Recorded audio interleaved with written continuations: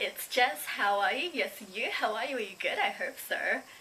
In today's video, I will be reading Chapter 1 of Eragon by Christopher Paolini. This is one of my favorite books ever, and it's actually the book that got me into reading.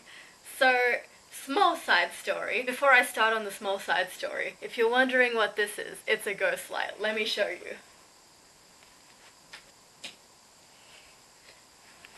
Isn't it cute? Hold on, let me give you, whoa, something just dropped. Let me give you some more context. This is a little string light thing of little ghosts, but I can't film my video this way because you won't be able to see me. So, okay, I will be turning my little ghost lights off and perhaps getting them out of the way. Anyway, small side story.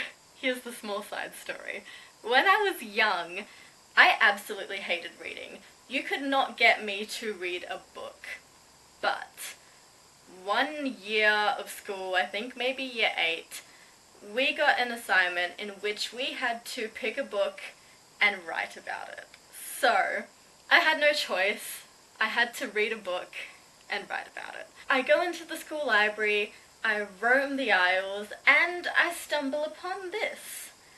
I think I was initially attracted to it because of the cover. It has this beautiful blue dragon on it and some really pretty golden writing. And then I kind of read the blurb and I was like, it sounds interesting enough. So I tried anyway because I had no choice. I picked it up and I read it, and I instantly fell in love with reading. I went on to read the other 2 books in this series, and then when the 4th book came out, I was the first one in stores to buy it. Anyway, let's get on to Chapter 1.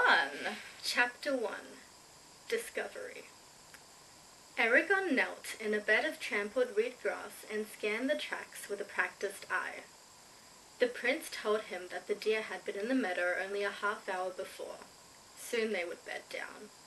His target, a small doe with a pronounced limp in her left forefoot, was still with the herd. He was amazed she had made it so far without a wolf or bear catching her.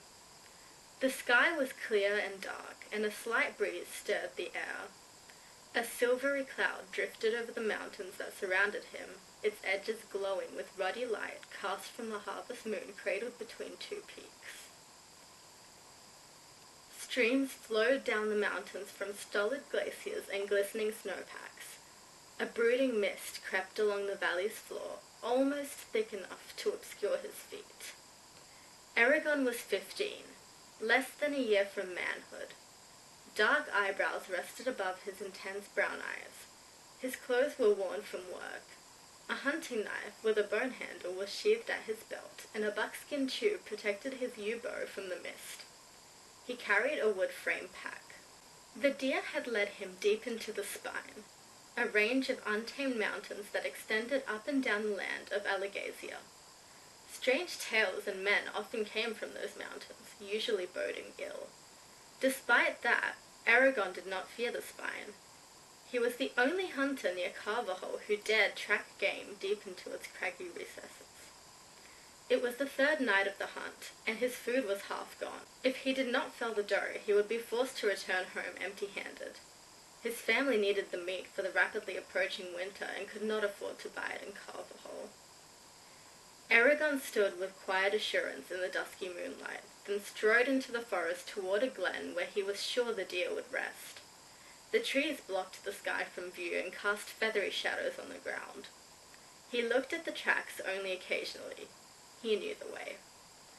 At the glen, he strung his bow with a sure touch, then drew 3 arrows and nocked one, holding the others in his left hand. The moonlight revealed 20 or so motionless lumps where the deer lay in the grass. The doe he wanted was at the edge of the herd, her left foreleg stretched out awkwardly. Eragon slowly crept closer, keeping the bow ready. All his work of the past 3 days had led to this moment.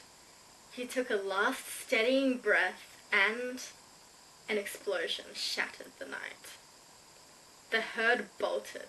Eragon lunged forward, racing through the grass as a fiery wind surged past his cheek.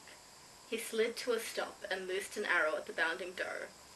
It missed by a finger's breadth and hissed into darkness. He cursed and spun around, instinctively knocking another arrow. Behind him, where the deer had been, smouldered a large circle of grass and trees. Many of the pines stood bare of their needles. The grass outside the charring was flattened. A wisp of smoke curled in the air, carrying a burnt smell. In the center of the blast radius lay a polished blue stone.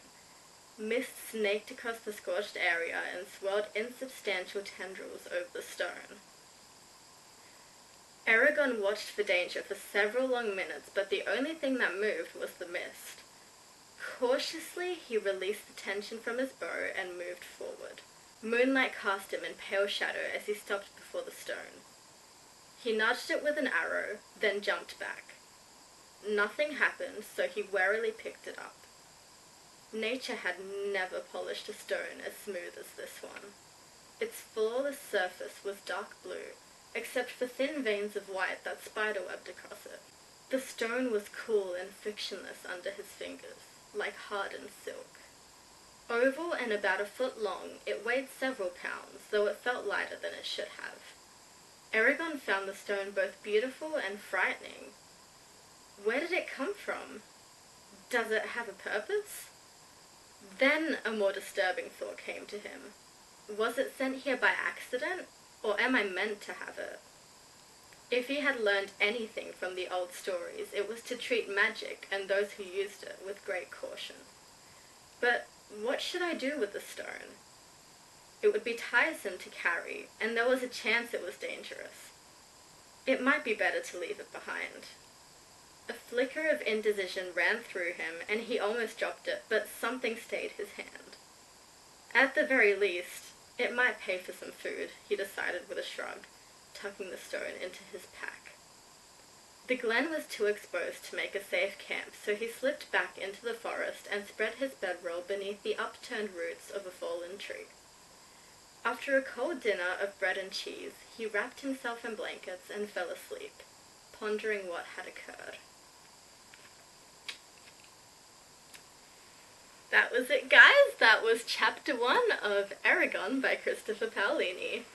I hope you guys enjoyed that as much as I did, and I hope that you also go and read this if you haven't already, and read all the others in the series as well, because they're all amazing. Anyway, that's it for this video. I'll see you guys next time. Signing off. Bye everyone!